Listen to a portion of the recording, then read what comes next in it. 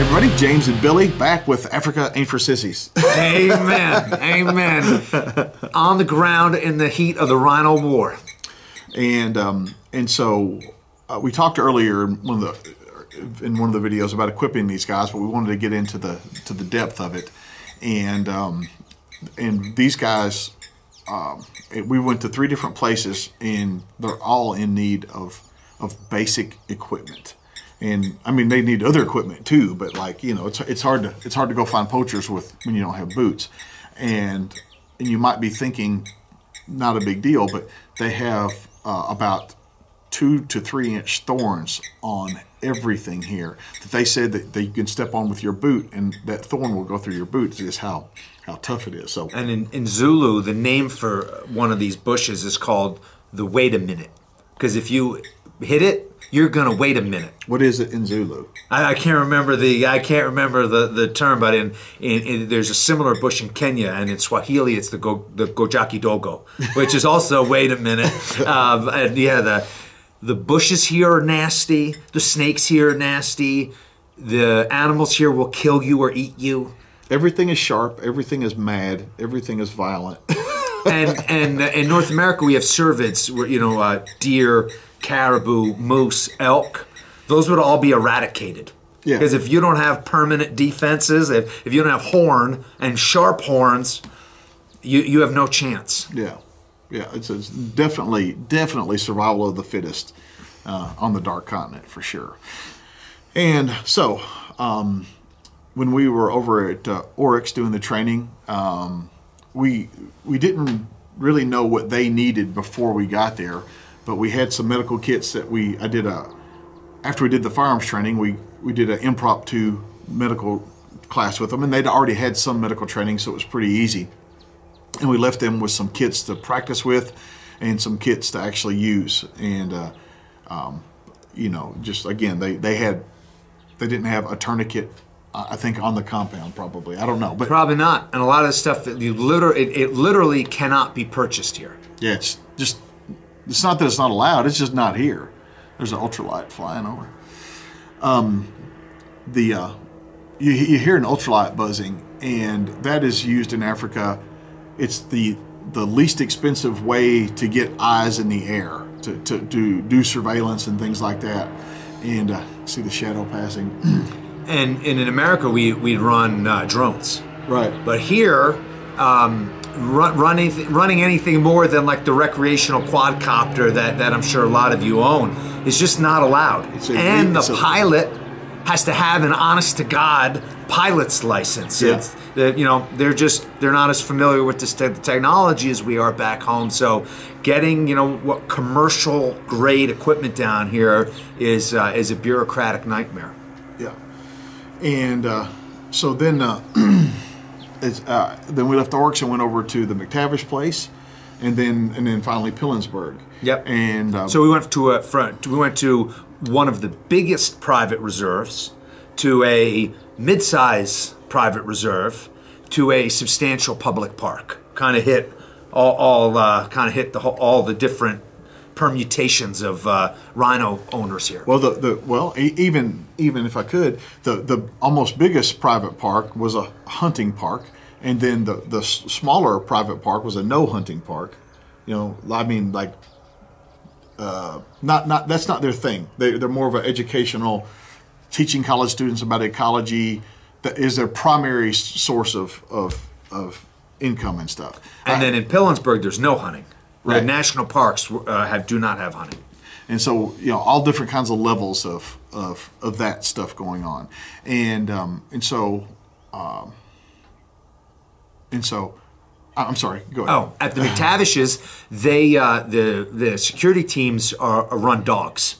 And they had we were both very impressed with the quality of the training and discipline, and they were pretty young guys. I don't think any of them were older than 30, and they had a uniform, and you could tell they took pride in their appearance. And the reserve manager used to be a police officer, and he had canine training, and I got to participate, as the mock poacher and working with them, and they really did run a fine canine security security team there. Yeah, and shout out to Charles. That was the guy. He really cares about his job, and they're lucky to have him over there. I mean, the whole crew's great. Don't get me wrong, the whole crew's great. But like Charles is, I think he's really added something to the security element that they have there.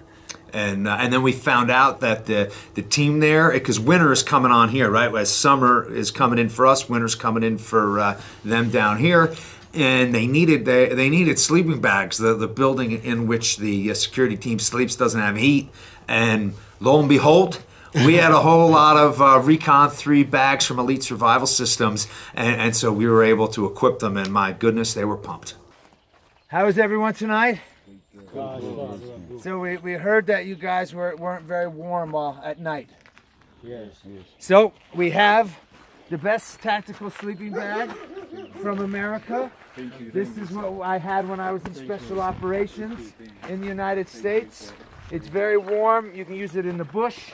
You can use it in the barracks. It's from a company called Elite Survival Systems. It's called the Recon 3, and they gave us a great price so we could buy everybody one. Okay. And it's awesome. So anyway, here, I'll show you. Obviously, cut these off. You don't need that. In the little bags here, we open it up. Top comes off. You just pull this. So it comes rolled up. See how it's rolled up?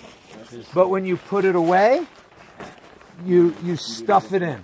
Okay. Don't roll it, stuff it. And it's a wonderful sleeping bag. So the bottom is very tough. This is a tough material, so that if you slept in it wearing boots or you slept on the ground, it would be protected. And then on the top is all the insulation. But Billy told me a thing I didn't know, which Billy tells me a lot of stuff I don't know, but about in the Korean War, they only gave them one sleeping bag per two-man team or whatever, because they didn't want everybody being asleep at the same time. And so as we were handing these sleeping bags out, I was telling these Rangers the same thing. They were like, like you caught us. Yeah, so that was great. And then we also did medical kits for Monquay, which is owned by the McTavishes, and that was all greatly appreciated. And one of those things, if you didn't have a first aid kit and you had an unreliable rifle, how aggressive would you be going after an armed felon? Yeah, probably not that aggressive. And so a lot of these things really, it's a critical requirement to get the kind of performance that we need in order to be effective. Yeah, it's things that we take for granted. Like I was asked by one guy on this trip, is that a Camelback? Yeah, a real Camelback? Like they just don't get that kind of gear over here. And it's prohibitively expensive. I mean, when a Camelback's not cheap to begin with, but then you throw on 3 or 4 times the cost to have it here, then you just start looking at your water bottle like, that's pretty good. The water bottle's pretty good. I could buy other things with that money than a water bladder. So anyway. Yeah. And then we went over to Pilanesberg, and that we had prepared sleeping bags. On my first trip down here, I went through the team's gear, and I looked at every single piece of gear, and they had what was basically a fuzzy sheet. And they're doing, 3-night, 4-night OPs, and I've frozen on OPs. OP is an observation post, static position up on key terrain, usually high ground, in which you can see what's going on. And we've all frozen. Anyone who's been out in the bush in a tactical environment has absolutely frozen, and we know how awesome it is to have good boots, good socks, and a real good sleeping bag. So we identified that, and we were able to bring it over here, give it to them, and they were just over the moon. Yeah, it is amazing to me how appreciative these guys were just to have a sleeping bag. I mean. And it was Elite Survival Systems? Yeah, Elite Survival Systems makes the Recon. They have the Recon 2, the Recon 3. The Recon 3 is rated to 23 degrees Fahrenheit, so that's in my opinion the best all around. Yeah. Until you get into like some heavy duty winter gear. And they gave Billy a good price on those, so thanks to those guys. Big shout out to them. And if you're looking for a tactical sleeping bag, I'd put that at the top of the list. Yeah. And gosh, what else? Oh, and then we did trauma gear with Pilanesberg too. Yeah. They had. I also went through their first aid kits, and pretty limited, a little more first aid than trauma. And so we were able to get them the ventilated operator kit from Tactical Response, great packaged, airway, circulation, bleeding, the key components there. So they were pumped about that, as well as trauma shears. Again, simple, important, but hard to obtain down here. So they got some key components, and we laid the groundwork to do some follow-on training with them. And so, like, one of the other gear needs that we saw was like just a map. Yeah, and if for those of you who are familiar with land nav, GPS has two outputs. It's latitude, longitude, and MGRS. MGRS is Military Grid Reference System, which is by far the easiest one to use. And MGRS is laid out all over the world, so it's no secret where the grid lines are, but being able to match a topographical map or even just satellite imagery to the grid lines so that you can look at your GPS and say, I'm here. Nobody has that down here. And you got a security team out there, they say, yeah, we're near the fence over in the corner behind the... Where the tree got struck by lightning. Yeah, and sort of, kind of, but if they could say, hey, I'm at grid 1, 2, 3, 4, 5, 6, 7, 8, poachers are 200 meters in front of us heading southwest, then from a command and control perspective, pinpoint, direction, and then how you maneuver your forces in order to box them in is infinitely easier. So we're trying to bring this capability down to them, and neither James or I really know how to make MGRS maps. But if you know how to make an MGRS map, we really want to know, and everybody down here wants to know. So that's a critical piece of equipment that we're trying to research and trying to develop for them so that we can give it to them on our next trip. I'm pretty sure mytopo.com is going to be able to help us out with that. Oh, I hope so, because they only advertise U.S. and Canada. Oh, that sucks. Yeah, so one of those things, again, all over America, you can get any kind of map you want. But you come down here, I don't know if it's restricted, I don't know if it just doesn't exist, but it's, again, a lot of basics that we take for granted aren't here, or it's hard to get down here, so we need to skin this one to make sure they got the right navigational pieces of equipment so that they can greatly enhance their ability to maneuver. Yeah, absolutely. All right, so that's about all we got on equipment, and we'll tell you guys that want to donate or help. We will let you know how to do that. So just stay tuned, and we'll let you know how to do that. And we appreciate you guys watching. Thank you. Perfect.